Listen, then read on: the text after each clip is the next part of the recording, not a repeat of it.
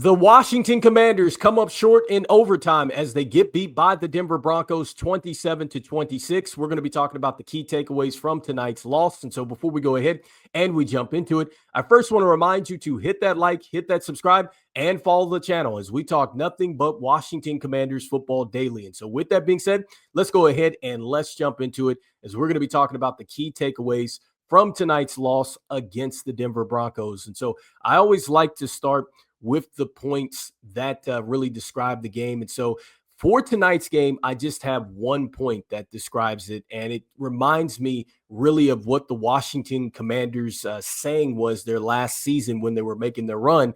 And that's anybody, anywhere, anytime. I think that that is exactly what we saw in this game from the Washington Commanders. I thought that they came out and they were aggressive. I thought that they came out in the right mindset. And I really thought that all three phases came together in this game. And so I know that it came down to a loss today, but I think that this was probably maybe one of the best efforts that I've seen all season. It quite frankly could be the best effort that I've seen collectively from this team. This was a terrific game for the Washington Commanders. They just came up short and they did not get the win. And I will say this was all about getting back to the standards. And I think that no matter what happens this season, if the Commanders play the way that they did tonight over the next 5 games, they are going to give themselves chances to win the games. And that's all that we wanted to see from this team, is for them to come out, compete, and really not beat themselves. And that's exactly what we saw in this game. And so just a ton of credit to the Washington Commanders for the way that they came out and they competed. They could have easily packed it in, but they went out there and gave the Denver Broncos everything that they had tonight. So with that being said, I wanted to go ahead and jump into just really, the offense, the defense, and some of the key performances out there. And so starting with the offense tonight, I thought that the offense was great. I thought that they did a terrific job as far as staying balanced. One of the things that I talked about in the pregame video was that the Washington Commanders needed to run the football. They needed to run the football against a very tough Denver Broncos defense that really is getting it done when it comes to getting to the quarterback. They were number one in pressure created against quarterbacks. They're also leading the league in sacks and things like that. And so how do you slow down the pass rush?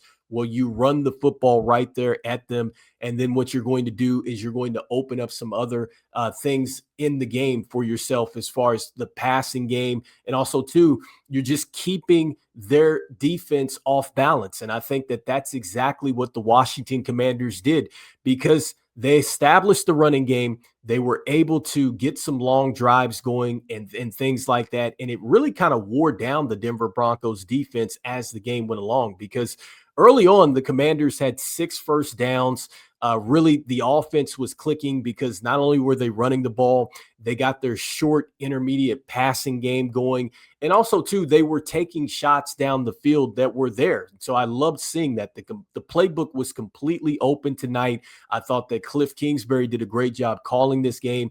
And just going back to the main point that I was talking about in the pregame as far as running the football, this was a top 10 unit coming into this game, and I thought that they did a great job as far as just really spreading it around when it came to running the football, because they had 33 carries total in this game, 143 yards, 4.3 was the average, and 1 touchdown. Marcus Mariota, he made some great plays scrambling, also in the design runs and stuff like that. And so he actually led the Commanders tonight, 10 carries, 55 yards, 5.5 was the average. Chris Rodriguez Jr., I thought that, he did a great job as far as just really leading early. Like, I think that him leading the backfield was great for the Washington Commanders. 11 carries, 41 yards, and a touchdown that he had there early in the first half, running with some power and authority out there. Jeremy McNichols had some good plays, 6 carries, 30 yards. And then you had Bill with 4 carries for 20 yards, and even Deebo Samuel, 2 carries, a -3 in this game. But I like the fact that he did get some carries. And so great job there. That created some space for the wide receivers. And just speaking about the passing game, I thought that Marcus Mariota really did a great job as far as making some good decisions. There was one time in this game where Marcus Mariota didn't make a good decision, and that was in the first half. He was scrambling. He has a little jump pass trying to throw it to the sidelines, and then it got intercepted there. But besides that, I thought that he was terrific as far as really extending plays. He only got sacked twice as well. And he was out there finding the playmakers. And so Zach Ertz, 10 receptions, 106 yards. And so, I thought that he did a good job. I think that he definitely left some plays out there. I think that there were a couple drops for him. And then Terry McLaurin, I thought that he was terrific coming back today. And so 7 receptions, 96 yards, 13.7 was the average, 1 touchdown. And so he really looked like just where he picked up last season. Like, I love that with Terry McLaurin in today's game. And so he looked great there. Deebo Samuel was able to make some plays, 5 receptions, 64 yards in this one. And I would say probably the play of the game was Treylon Burks, his 1 catch for 5 yards and that touchdown, because, man, it was a terrific one-handed catch over the Denver Broncos cornerback there, and it was terrific. And so he mossed Moss, and so he caught the football over cornerback Riley Moss, and man, that was a terrific play. So shout out to Treylon Burks, and so hopefully he gets some more opportunities. He did get some targets. He just was not able to get some more catches here, but I like the fact that they went to him. And so the passing game really getting it done. And when you look at the offensive efficiency tonight, it was there for the Washington Commanders. They were 8 of 17 on 3rd down. On the money downs that they needed to have it on 4th downs, they did a great job there. They were 3 for 3, talking about how they were able to just kind of wear down the Denver defense. 85 total plays tonight for the Washington Commanders to the 69 for the Broncos. And so just really keeping them on the field with these long drives and stuff like that. And then also too, just looking at the fact that they outgained them 419 to 402. I love seeing that. And then, I like the fact that really the next thing that the Commanders did is that when it came down to just not making like kind of silly turnovers and stuff like that, I'm glad to see that the team cut those down. And so, we avoided a fumble there, or they avoided a fumble. Deebo Samuel on a kick return early on in I believe the first half, he fumbled the football on a kick return. And so that was something that the team avoided there. Also too, there was no other fumbles, no other interceptions or anything like that. So that was good to see from the Washington Commanders as far as playing clean football on that side.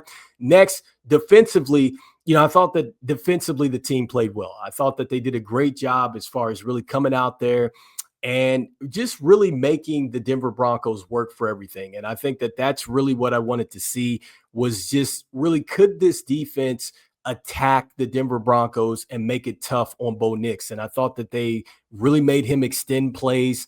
They got him to throw an interception where Bobby Wagner made a play. I think that early on, just really stopping the Denver Broncos was a good sign for the Washington Commanders. I thought that they were very physical in the way that they were hitting out there and making some tackles and stuff like that. Did they give up plays in the secondary? Absolutely. I mean, there were plays that were made. You have to give the Denver Broncos some credit, because it just wasn't like, okay, hey, Bo Nix is just dropping back and then he's just dropping it into places and just lighting up the Commanders. Like, there were times where he had to sit back and really wait for plays to kind of open up out there. And so, you can't hold up in coverage forever, especially if you're not getting to the quarterback as much as you would like to. And so in this game, Bo Nix really didn't get sacked in this game.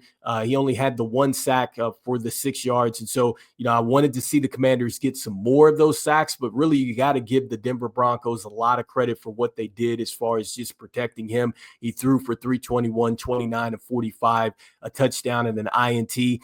And then you got to give the Commanders a lot of credit defensively for what they were able to do as far as slowing down the running game, because really the Broncos never got it going. 23 carries, 87 yards, 3.8 was the average. I know that they had 2 touchdowns with RJ Harvey, the rookie, but aside from him getting the touchdowns, nobody was over 40 yards in this game. Bo Nix had one big scramble in this game, and so I think that they did a great job as far as containing him.